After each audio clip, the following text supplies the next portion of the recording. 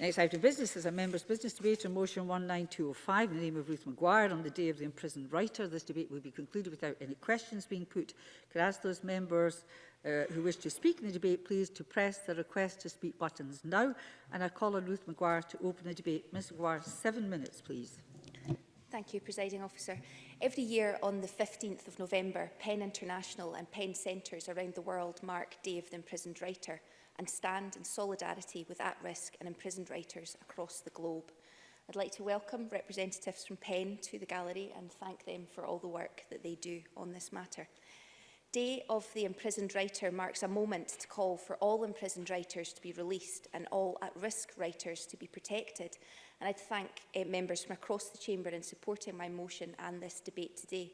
I hope that as cross-party representatives from across Scotland, we can unite in our call for all writers in prison to be released, for all threats and attacks to be defended against and investigated in line with the law and international standards, and where individuals have been murdered, to demand full, transparent, robust investigations to ensure that those behind these crimes are brought to justice.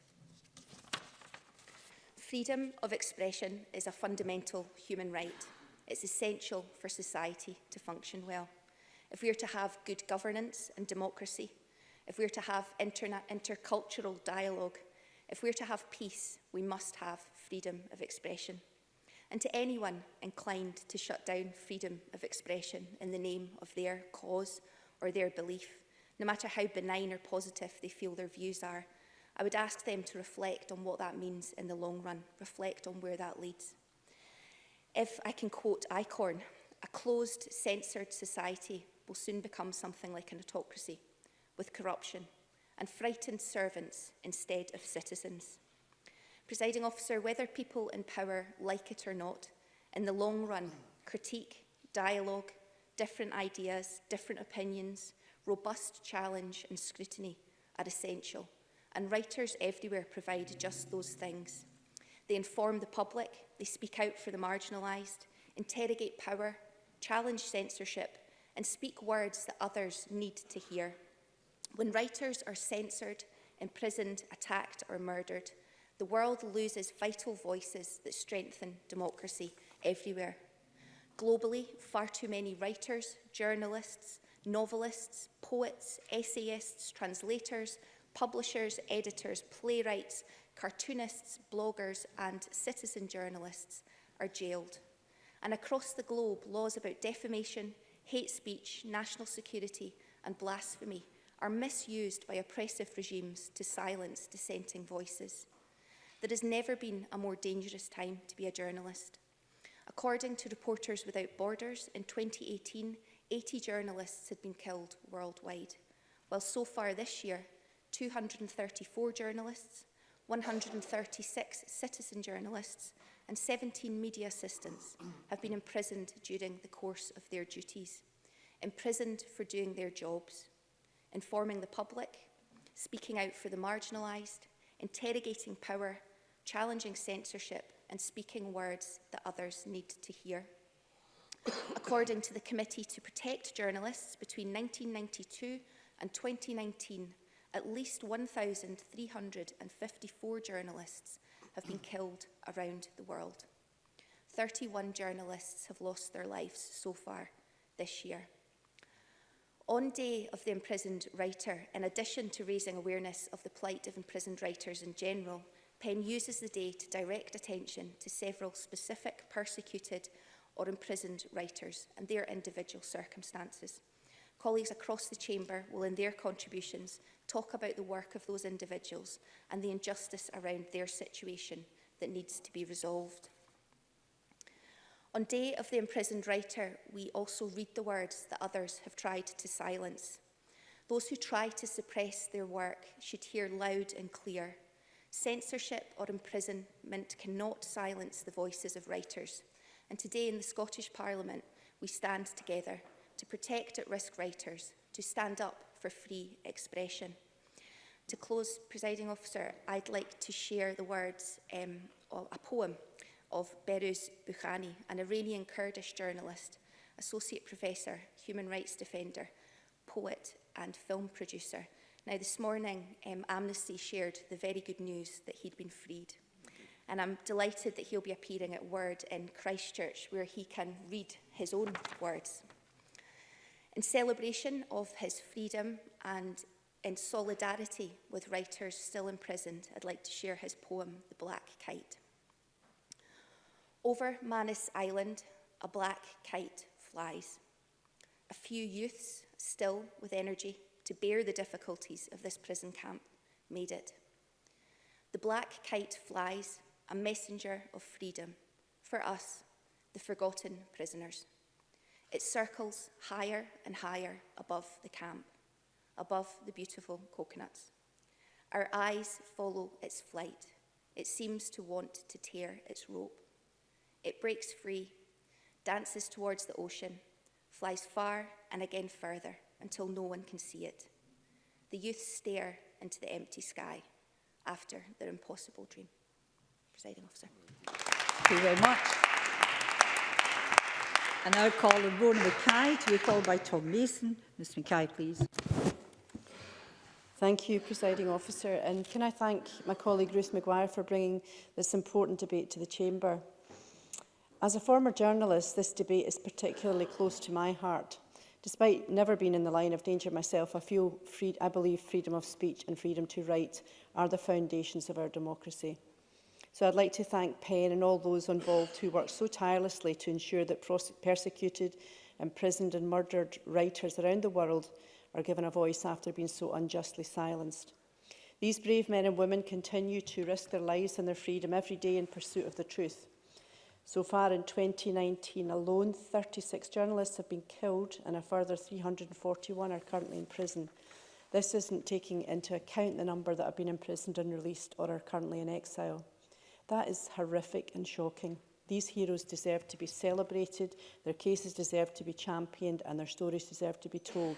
They should not be silenced.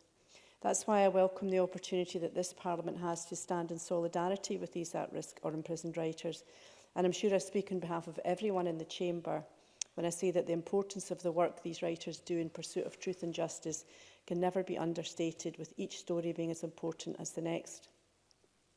PEN provided us with many case studies, a shocking number in fact, and they're just a fraction of the number being persecuted in their briefing to us. So I'd like to take this opportunity to highlight the work and life of Lyra McKee, who was killed in April this year while covering a riot in Derry, Northern Ireland. A journalist and LGBT activist, Lyra was born in North Belfast, where a quarter of all deaths from the conflict in Northern Ireland occurred. Her work focused on the forgotten victims of violence during the Troubles, and she was of a generation that were promised better. Much like the very principle at the heart of the Day of the Imprisoned Writer, Lyra strived to give a voice to the voiceless. It's a cruel irony that she lost her life in the process. Lyra recognised that the war in Northern Ireland continues to haunt individuals and families, and that the first step to true peace for many families would be allowing their stories to be told. That's why it's such a profound tragedy that this talented and caring rising star in the journalist community would be taken so abruptly and senselessly by the very violence she shone a light on. Nevertheless, Lyra's life and work serves as a testament to the risks these writers throughout the world take and the importance of taking those risks. Their courage exposes the truth. Their courage allows us to learn, and their courage leaves a legacy that will last for generations. We must remember their stories, and we must strive to do better ourselves and to challenge persecution and abuses of human rights whenever we can. Thank you. Thank you very much. I call Tom Mason to be followed by Claire Baker. Mr Mason, please. Thank you, Presiding Officer. Can I first thank Ruth Maguire for bringing forward this important piece of members' business. A free press speaks to the very core of the ideals that we all hold dear. The ability to speak truth to power is essential in any functioning democratic system. Unfortunately, across the world, we have seen an erosion of civil liberties and the rights of writers, activists and journalists to speak their mind without fear of reprisal. So it is with this in mind that we mark the 2019 Day of the Imprisoned Writer. This year, PEN International has chosen to highlight the case of 5 writers who have been prosecuted in their home countries, to raise awareness of the risks that their colleagues are facing around the world. Now, whether it is Lydia Cacho, who has faced harassment, death threats and attacks due to her investigation for investigative journalism in Mexico, or news editor Needham Turfen, serving 8.5 years in Turkish prison on terrorism charges after a trial where 19 witnesses said they had been tortured into testifying against him. Their stories are simply harrowing. Sadly, they represent a global picture that is very troubling. As colleagues may have seen, Reporters Without Borders does some excellent work evaluating the trends in global press freedom. And compared with a few short years ago, we have real cause for concern. In 2019, World Press Freedom Index indicates that only 9% of the world's population live in countries where journalists can operate freely and independently. Even in regions that have previously performed well, have their issues. The demonization of the media and debasement of public debate only serves to increase hostility against institutions that at their best give a voice to those without one and shine a light on the hidden challenges facing the world. Sadly, problems like this are all too common. They are happening every day: arrests, assaults, and even murder.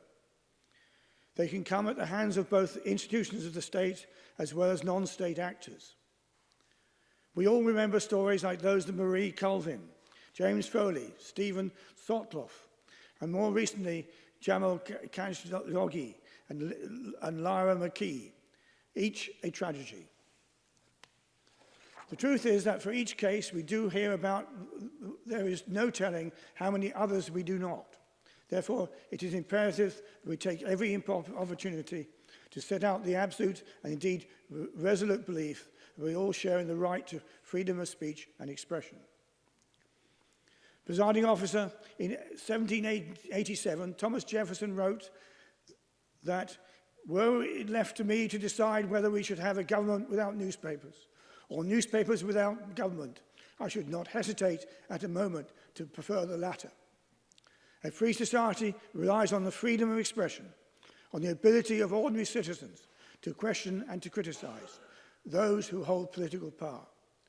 And so, when writers and journalists are harassed, jailed or worse, simply for holding the powerful accountable, we should stand against this at every turn.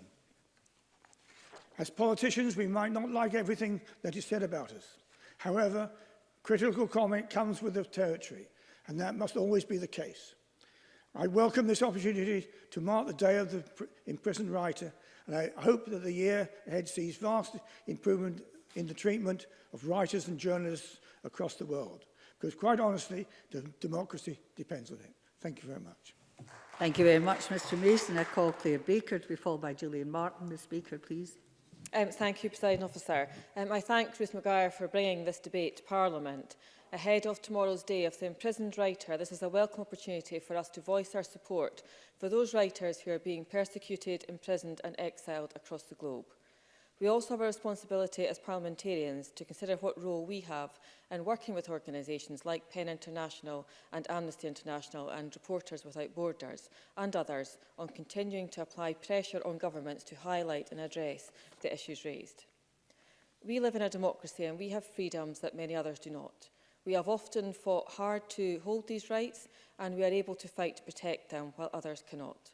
The freedoms and legal protections we have here are vital and we should not take them for granted.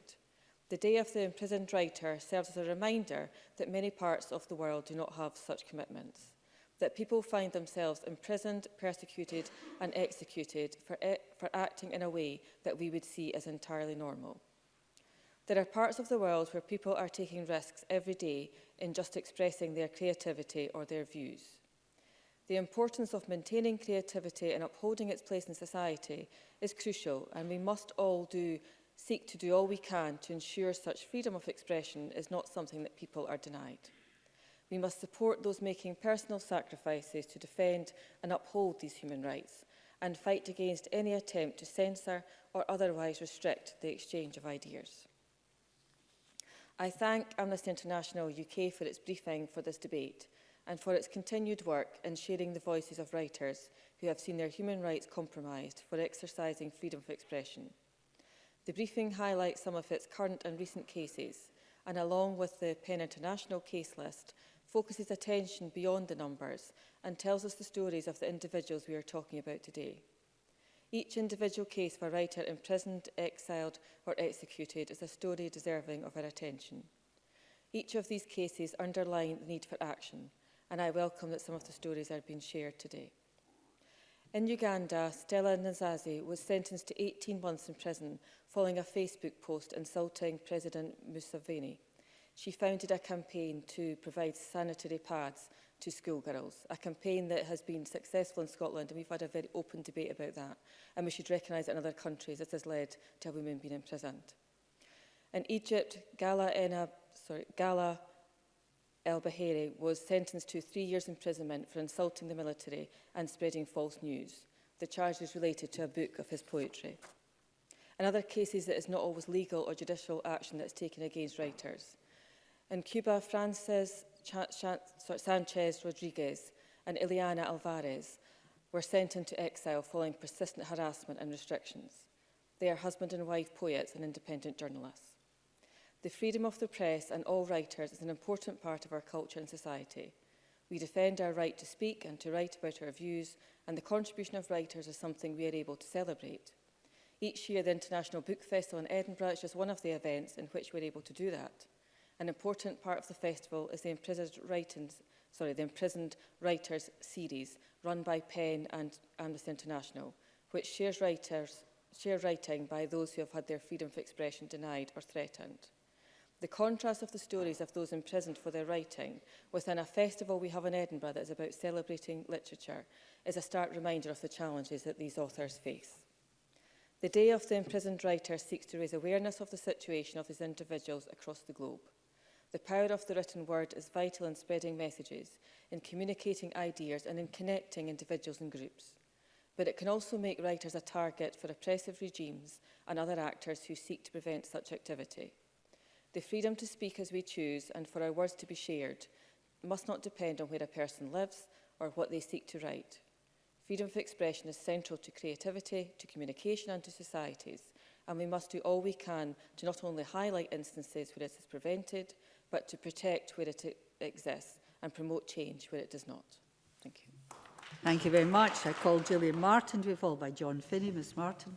Thank you, Presiding Officer. I also want to thank Ruth Maguire for bringing this debate to the Chamber, as she does every year, and to PEN International for the briefings that they have given us, and to Amnesty International. I'd like to talk about what can happen when a writer goes up against organised crime. Child sexual exploitation absolutely falls under that description, and it's the poor of the world who are most affected by it. The organised sexual slavery of children is even harder to tackle when you have governments who turn a blind eye to it. Lack of action in tackling it is one thing, but dysfunctional criminal justice systems add to the problem and protect the perpetrators. Now, Lydia Cacho Ribeiro has, through her journalism, trained a spotlight on child prostitution cartels in Mexico. As a result of her investigative journalism, she's been subjected to assault, arrest, police detention, ill treatment during that detention, and defamation lawsuits that threaten to financially destroy her. It was Lydia's first book on the subject of child pornography in Mexico, published in 2005, that drew attention from those who would wish to silence her. The book is called Demons of Eden, The Power Behind Pornography. Her writing exposed several people in power, including Kamel Nassif and Jean Sukar Kuri, who ran a paedophile ring in Cancun. But it also threatened to expose these men's clients, who were businessmen and men of power in Mexico. And the power behind pornography, it would seem, is significant. Weeks after her book was published, Lydia was abducted by men in a van who pulled it outside her place of work. And during this abduction, she was sexually assaulted, beaten and threatened with assassination if she did not stop writing about sex trafficking. Soon after this incident, she was also arrested.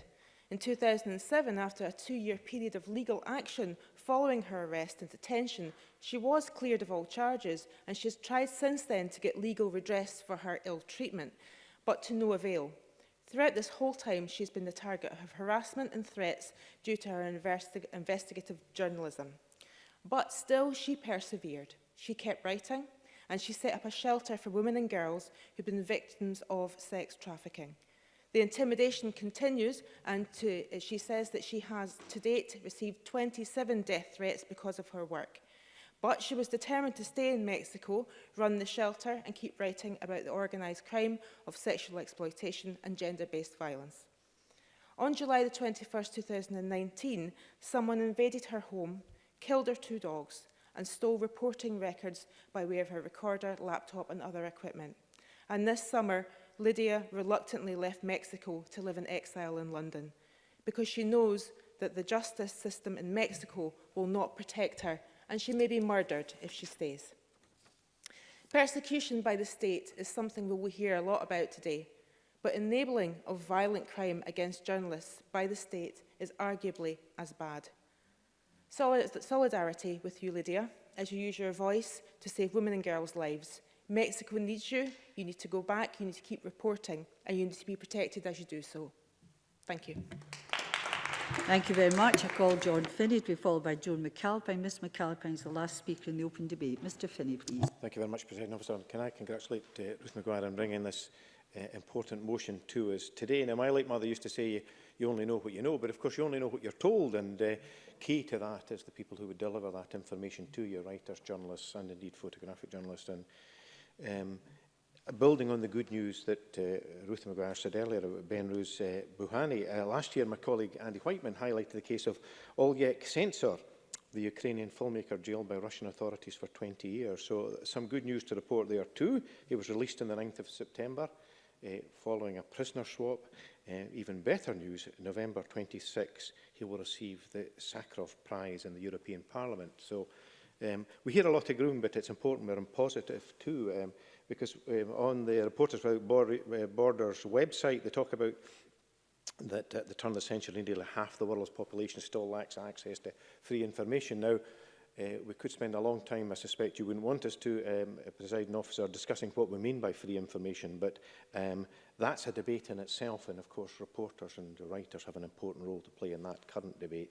And it goes on to say, deprived of knowledge that's essential for making their lives, denied their very existence, they're prevented from living in a pluralist political systems in which factual truth serves as the basis for individual and collective choices. So, like others, I'm very grateful for PEN for all their work and for Amnesty, and I prefer members to my register of interest as a member of Amnesty for their briefings. And I've enjoyed over the years participating in the writing campaign that Amnesty have had to prisoners. Now, very often we hear about countries like Iran, China, South Sudan, and in many of these countries will look to the West, so-called progressive countries. We've heard examples from the north of Ireland, and also there's the example of the murder of Daphne Galizia in Malta, exposing wrongdoing. Now, Professor Clara Ponsati is presently in custody a short distance from here. I just have to, a wee alert on that. That's a live case, as you know, so mentioning it and then passing is enough, really. It's a live case. Thank you, Presiding Officer. I was simply mentioning the passing. That's to move fine. on. And just move on. To talk about the situation highlighted by the Committee to Protect Journalists, and this was the situation, the evolving situation in Catalonia, where protests, and the role that journalists played in that. Now, journalists were there to cover, they very clearly identified themselves as such, and they were targeted, they were very clearly targeted. 77 people were injured on the 19th and 20th, including 38 journalists. Now, you would have to ask yourself who would target them and why. And people have talked about the role of the state in these matters. It's important that events that are unfolding are disclosed to citizens, and it's important that these people who do that, that any wrongdoing is exposed and those that expose it are protected. There's been no sanction against the perpetrators of the violence in these particular instances, and appeasement from the elites. And the elites, of course, are the flawed fascist kingdom of Spain, and the role played by King Felipe in that is also a disgrace. Of course, people will be aware that the state apparatus needs to support reporting of journalism, and when the World Economic Forum reports that China ranks 46th, but Spain ranks 58th for judicial independence, that gives you a flavour of things. Likewise, honest reporting, a celebrated reporter, Gideon Levy, in Israel, vilified for his accurate reporting of Gaza. So in the few seconds left, I want to finish with a quote from Win Tin, a Burmese journalist, who said, "Freedom of information is the freedom that allows you to verify the existence of all other freedoms." Thank you, President Officer. Thank you very much. And I call Joe McAlpine.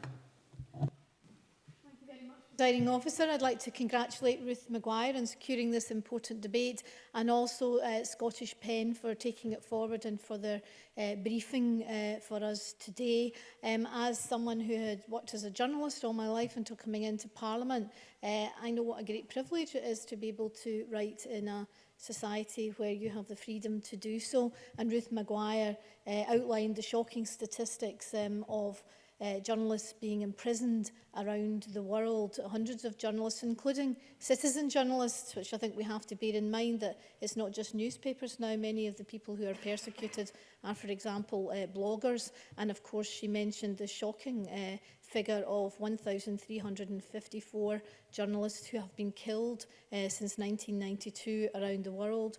One of those journalists was Jamal Khashoggi. And one of the most shocking pieces of television that I've listened to recently was the Panorama account of Mr Khashoggi's death in the Saudi embassy in Istanbul. The UN rapporteur, Agnes Kalamar, and the Scottish barrister, Helena Kennedy, listened to the tapes that were recorded in the Istanbul embassy by the Turkish Secret Service, and Helena Kennedy described how Mr Khashoggi, a very educated, confident man, the rising anxiety in his voice as he realised he was about to be killed, and the suffocation. They believed they could hear him being suffocated, and then a discussion amongst the men there about cutting his head off with a surgical saw. Absolutely horrific. Mr Khashoggi was a very well-connected man, writing for a major international paper, the Washington Post, based in a key ally in America, a key ally of Saudi Arabia.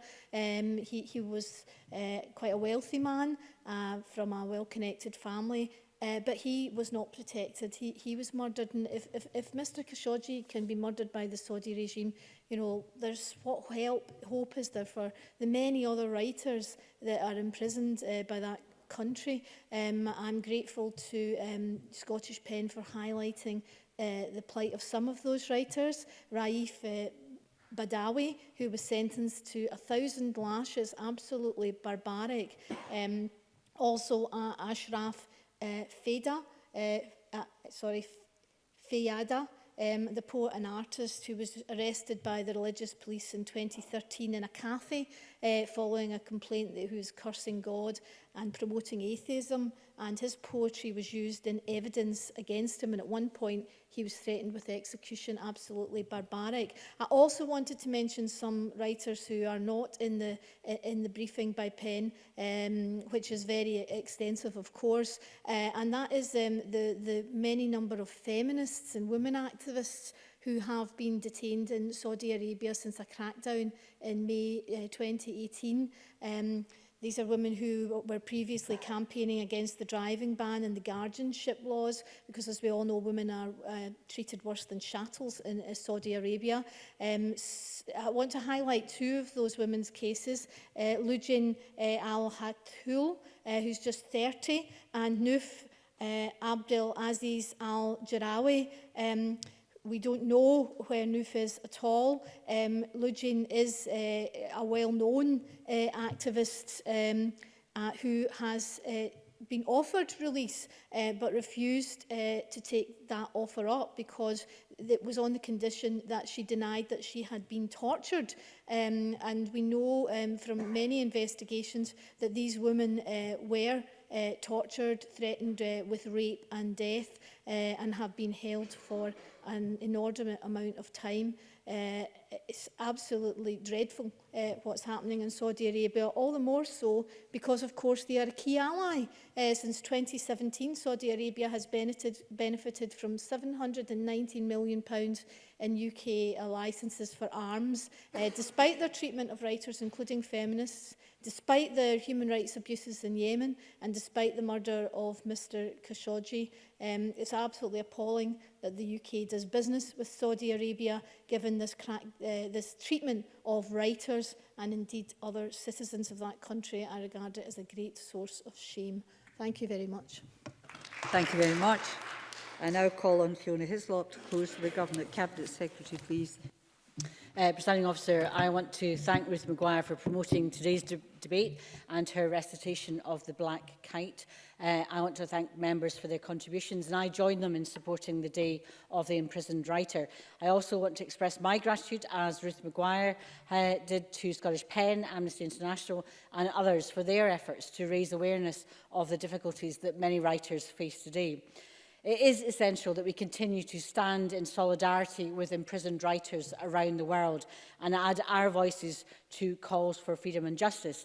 And of course, the role of the state is not always about imprisonment. It is about condoning, in some cases, other persecutions. And Gillian Martin highlighted effectively what Lydia, the Mexican writer, has had to face in challenging criminality and child exploitation.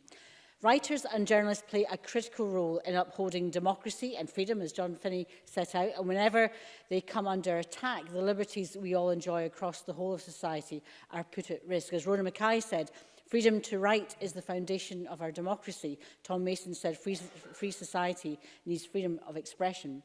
Reporters Without Borders estimates that in 2019 alone, 234 journalists and 136 citizen journalists have been imprisoned and 31 journalists have lost their lives. The brutal reality is that hundreds of people have lost their liberty simply because they are committed to writing in the public interest. On average, 3 people every month are murdered because they dare to speak truth to power, and the scandalous state of affairs is repeated month after month, year after year. In 2017, the world was shocked by the murders of several prominent journalists and campaigners. These included Gauri Lankesh, who campaigned for women's rights and spoke out against right-wing religious extremism in India, and Daphne Caruana Galizia, who was murdered for her work exposing corruption in Malta. In 2018, Jan Kuciak, who was investigating a high-level fraud and corruption, was assassinated in Slovakia. And in 2019, the Committee to Protect Journalists records that 5 journalists have been murdered in Mexico alone. And let us also remember, as Rona Mackay did, Lyra McKee, shot dead by paramilitaries in Northern Ireland in April. Their stories serve as a sobering reminder of the true price of liberty and the democratic values on which this Parliament is founded. But the Day of the Imprisoned Writer is a time not just to remember and pay tribute, it is also a time to stand up and be counted. It is a time for us to call for justice for those who are imprisoned, for the callous and cowardly murders which have been committed to be fully investigated, so that all of those responsible, however powerful and influential they may be, are held to account. The bitter truth is that only 10% of the 930 killings of journalists between 2012 and 2016 have been resolved and seen genuine justice. Nor should we forget the low-level intimidation and attacks to which writers and journalists are increasingly subject, or the dangers posed by surveillance and our collective loss of privacy in a digital age. We should not assume that the absence of the most extreme abuses of human rights means that there is no threat. I know that many members around this chamber have voiced their own concerns about the increasingly toxic nature of public discourse and political debate in Britain. And whatever our politics, what must unite us is our collective commitment to the constructive and respectful exchange of views. And looking ahead to the future, we must ensure that human rights safeguards are built into innovations in digital technology. This is the technology that has given rise to the bloggers and the citizen journalists that Joe McAlpine stressed. Erosion of freedom can happen in subtle and insidious ways over time, and sometimes with the best of intentions, but unfortunately sometimes with the worst. And it is one of the most fundamentally important jobs of writers and journalists to investigate and make transparent the nature of such emerging potential threats. Right now, over 341 journalists are in prison worldwide. Claire Baker set out a number of these important cases. The single biggest jailer of writers is Turkey. I was shocked and disappointed to hear yesterday that Turkish novelist Ahmet Altan has again been arrested. Ahmet Ahmed was only released from prison on the 4th of November after 3 years in jail. Amongst his best-known work is a deeply personal account of the harsh reality of unjust imprisonment. I quote, "Never again would I be able to kiss the woman I love, embrace my kids, meet with my friends, walk the streets. I would not be able to watch the sunrise." The continued persecution of Ahmet Altan has rightly been condemned by Amnesty International and PEN as a scandal and disgrace. Ahmet has committed no crime. His only offence has been to stand up to injustice and refuse to be silent. His case reminds us that freedom of expression is one of the most basic of human rights. It is central to our ability to function both as individuals and members of a wider society, and it is a freedom that must be prized and protected. It's important that we do not just express solidarity with those who take a stand for human rights, we must offer practical support where we can. And one such initiative is the Scottish Human Rights Defender Fellowship. This year, one of the fellows on the programme is from Russia, a country ranked 149th in the World Press Freedom Index. As the fellowship continues to grow, I hope there will be further opportunities to celebrate and support the role of writers and journalists as human rights defenders. And as we mark the day of the imprisoned writer, the individuals we have heard about remind us how indispensable human rights are and the undeniable danger of neglecting them. As a Parliament, we believe we are all collectively determined to take the words of international human rights law and make them a tangible reality. And as I'm about to close, and as Scotland's national government, that is a duty we are happy to embrace. We also acknowledge our duty to stand with those who are brave enough to raise their voices, to do everything in our power to maintain freedom of expression throughout the world, and to call for justice for victims, no matter where they are. Thank you very much. That concludes the debate, and I suspend this meeting of Parliament till 2:30.